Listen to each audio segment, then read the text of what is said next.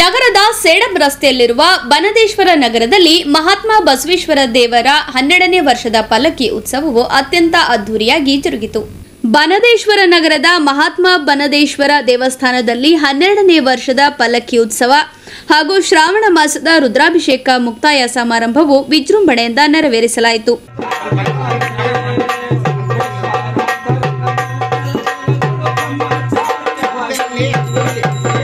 ಬಳಿಕ ಸಮಾರಂಭದಲ್ಲಿ ಭಾಗವಹಿಸಿದ ಪಾಳದ ಡಾಕ್ಟರ್ ಗುರುಮೂರ್ತಿ ಶಿವಾಚಾರ್ಯರು ಪಲ್ಲಕ್ಕಿ ಉತ್ಸವಕ್ಕೆ ಚಾಲನೆ ನೀಡಿ ಬಳಿಕ ಭಕ್ತರನ್ನ ಉದ್ದೇಶಿಸಿ ಆಶೀರ್ವಚನ ನೀಡಿದರು. ಬಳಿಕ ಮಾತನಾಡಿದ ಜಯಶ್ರೀ ಮತ್ತಿಮೂಡ್ ಅವರು ಪ್ರತಿ ವರ್ಷದಂತೆ ಈ ವರ್ಷವೂ ಕೂಡ ಬನದೇಶ್ವರ ದೇವಸ್ಥಾನದಲ್ಲಿ ಶ್ರಾವಣ ಮಾಸವನ್ನು ಅದ್ದೂರಿಯಾಗಿ ಆಚರಣೆ ಮಾಡಿರುವುದು ಖುಷಿಯ ವಿಚಾರ. ಶ್ರಾವಣ ಮಾಸ ಮುಕ್ತಾಯದ ಹಿನ್ನೆಲೆ ಪಲ್ಲಕ್ಕಿ ಮೆರವಣಿಗೆಯನ್ನು ಕೂಡ ವಿಜೃಂಭಣೆಯಿಂದ ನೆರವೇರಿಸಲಾಗಿತ್ತು ಎಂದು ತಿಳಿಸಿದರು. ಇನ್ನು ಪಲ್ಲಕ್ಕಿ ಉತ್ಸವದ ಹಿನ್ನೆಲೆ ಬನದೇಶ್ವರ ದೇವರಿಗೆ ವಿಶೇಷ ಪೂಜೆ, ಅಲಂಕಾರ ಸೇರಿದಂತೆ ವಿವಿಧ ಧಾರ್ಮಿಕ ಕಾರ್ಯಕ್ರಮಗಳು ನೆರವೇರಿಸಲಾಯಿತು. ದೇವಸ್ಥಾನಕ್ಕೆ ಆಗಮಿಸಿದ ಭಕ್ತರಿಗಾಗಿ ಮಹಾಪ್ರಸಾದ ವ್ಯವಸ್ಥೆಯನ್ನು ದೇವಸ್ಥಾನದ ಆಡಳಿತ ಮಂಡಳಿ ಮಾಡಿತ್ತು. ಪಲ್ಲಕ್ಕಿ ಮೆರವಣಿಗೆ ಆಗಮಿಸಿದ ಭಕ್ತರು ಪ್ರಸಾದವನ್ನು ಸ್ವೀಕರಿಸಿ ಪುನೀತರಾದರು. ಅದು ಕಾರಣಾಂತರದಿಂದ ಮುಂದೂಡ್ತು. ಕಾರಣ ಅಂತಂದ್ರೆ ಆ ಗೋಪುರವನ್ನು ನಿರ್ಮಾಣ ಮಾಡುವಂತಹ ಶಿಲ್ಪಿ ಸುಮಾರು 8-6 ತಿಂಗಳ ಕಾಲ ನಮ್ಮ ಕೈಗೆ ಸಿಗದೇ ಇರುವುದಕ್ಕಾಗಿ ಆ ಕಾರ್ಯಕ್ರಮವನ್ನ ಮುಂದೂಡಂತಾಗಿದೆ. ಅದಕ್ಕೆ ಈ ಕಾರ್ಯಕ್ರಮ ಹಮ್ಮಿಕೊಳ್ಳೋದಕ್ಕಿಂತ ಪೂರ್ವದೊಳಗೆ ನಮ್ಮ ಭದ್ರೇ ಮಾಸ್ಟರ್ ಹೇಳಿದ್ರು, ನಮ್ಮ ಸಂಕಲ್ಪ ಅಂತೂ ಪೂರ್ತಿ ಈಡೇರಲಿಲ್ಲ, ಮತ್ತು ಕಾರ್ಯಕ್ರಮ ಹೆಂಗ್ ಮಾಡೋದ್ರಿಂದ ವರ್ಷನ ಹೆಂಗ್ ಮಾಡ್ತೀವಿ ಹಂಗೆ ಮಾಡೋಣ, ಆದ್ರೆ ಸ್ವಲ್ಪ ಸಂಕ್ಷಿಪ್ತವಾಗಿ ಮಾಡೋಣ ಅಂತ ಹೇಳಿದೆ ನಾನು. ಸಂಕ್ಷಿಪ್ತ ಅಂದ್ರೂ ಸರ್ ಸಂಕ್ಷಿಪ್ತವಾಗಿ ಮಾಡಲಿಲ್ಲ, ಮತ್ತೆ ಏನಾಗಬೇಕು ಅದು ಆಗೇ ಹೋಗ್ತು.